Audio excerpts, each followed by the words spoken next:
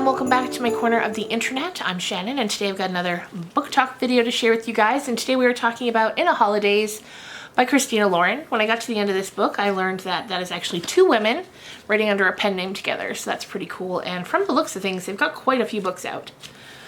Anyway, I had seen this book, heard about it a few years ago, never got around to picking it up, but this year I saw it in Walmart, and since it's the Christmas season, I wanted to get my hands on as many Christmas books as I possibly can this year. So what we'll do is what we always do in the book talks. I'll give you a brief sort of overview, and then we'll get into the more spoilery type things, but don't worry, I will give you a warning before we do that, so you can click away if you would like. Anyway, this is a Christmas time travel book, and I thought that was an interesting premise, and I love a good time travel story. It seems like it's sometimes difficult to do well, but when it is, it's so good. So I was interested to see how this one would go. So basically, we have a woman named May. She's, I think, 26 or 27, and she, every year, her and her parents and her brother go to this cabin in, I don't know where it is. Like a snowy state, maybe like Utah or Montana or something, I can't remember. She lives in California, but every year they go to this cabin. And there they meet up with two other families, plus a guy named Benny. And all these people, like the parents, all met when they were in college, and they've just had a lifelong bond. And every Christmas, rain or shine, no matter what, they all come to this cabin for a week. And so one of the other couples, Rick and Lisa, I think are their names, have two sons, Andrew and Theo, and they are about May's age. And May has been in love with Andrew since she was 13 years old. But, you know, this is like a family. They're very, very close. She's never said anything because she doesn't want to disturb the dynamic of the group. But this time around, one night she has too many spiked eggnogs, but instead of doing or saying anything to Andrew, she ends up kissing his brother in the mudroom. And the next morning things are very awkward, and then the couple who own the home, the cabin, say that, you know, it's costs a lot of money to upkeep and it's just time for them to sell it. Everyone's very sad that Christmas isn't going to be the same anymore. And, you know, they all say, like, we'll still get together, but, like, where? It's just not going to be the same. This cabin is such a big part of their holiday every year. So, the week has come to a close. May, her brother, and her parents are in the car heading to the airport to go back to California. At least that's where she's going. And they get in a car accident. And now before the car accident, May had been like, please, universe, show me what to do. What would make me happy? What's the right thing next for me in my life? And they get in a car accident. Then she wakes up and she's back on the plane. And she's like, how did I end up from the car accident to the plane? But then she quickly learns that she's not headed home. It's actually a week prior now, and she's headed to the cabin with her family to do the week all over again. And this happens a few times, and so from there it's just her trying to figure out, maneuver the week in a way that A, it won't restart, because it restarts a few times, and B, what would make her happy.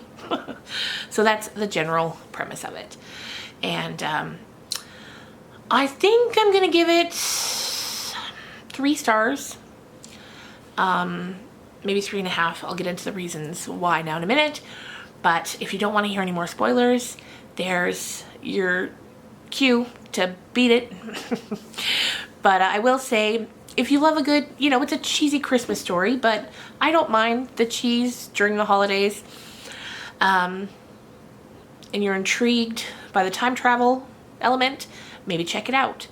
But if you really love time travel books, and maybe don't, because because the time travel aspects were a little weird, which we'll get into more now. But anyway, thank you for watching.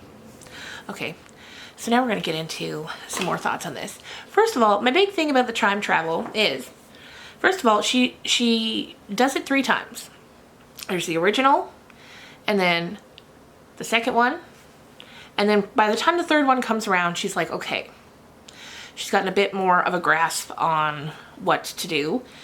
And she's like, I'm just going to do it. I'm going to say everything I want to say, do everything I want to do. She like quits her job. She's just giving herself permission to sort of be herself, because if it doesn't work out, the week will just restart. But the third time is the last time, and so the time travel is really over quite early on in the book. And one thing I thought was a little weird is the time travel is never explained. We don't know why she can do it. We don't know how she can do it. We don't know anything about it. And I kept waiting for it to be explained. At least a little bit, but it's never explained. We don't know what the purpose is. Is it to save the cabin? Is it to tell Andrew how she feels? We don't know. How's it happening? How? I don't know. That, I kind of got stuck on that. I didn't like that we were never told anything about it. But if that doesn't bother you, then you'll be fine. Also, like I said, at Christmas time, I'm more inclined to be forgiving of like cheesy dialogue. One thing that drives me crazy whenever I read any sort of romance novel is when the men in the books don't talk the way men would talk. That drives me crazy. If you're going to be cheesy and silly, that's fine, but at least have the men talk the way men would talk. At one point, so she tells him, okay, I'm getting ahead of myself. She tells him that she has feelings for him. At first, he's like, oh, nah.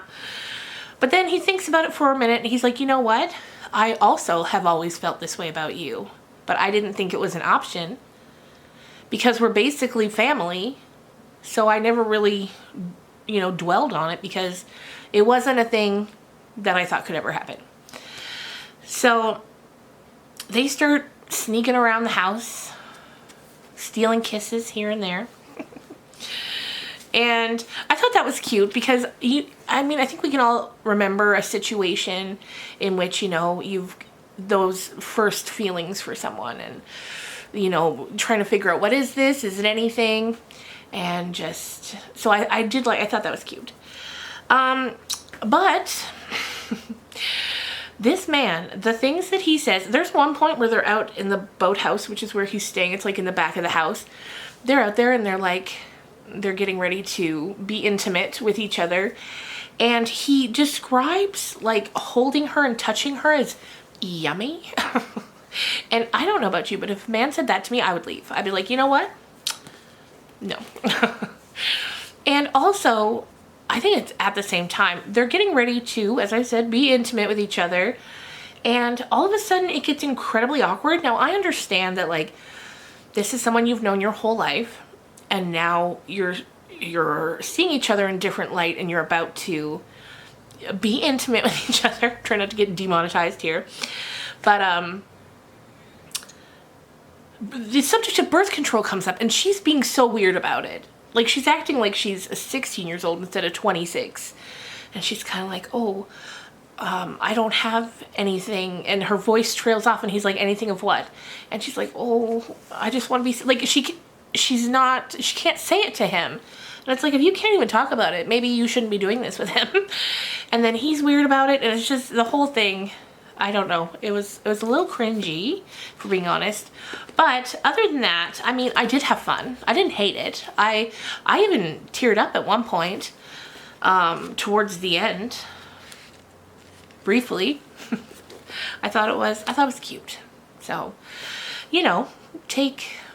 take that and do with it what you want. If it sounds like something you might like, definitely give it a read.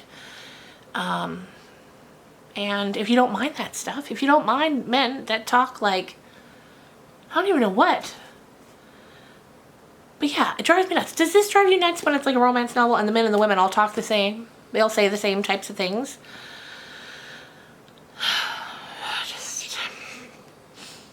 I just hate it. I hate it. So yeah, let your men talk like men. Romance novels. Anyway, that's going to do it for me for today. I hope you enjoyed this. Let me know if you've read this, what you thought. And let me know if you have any other Christmas book recommendations. I could always go. We've still got, you know, half of Vlogmas left. And I'm now tapped out of Christmas books, so I need to get another 1 or 2 maybe. Anyway, see you guys tomorrow with another vlog. Bye.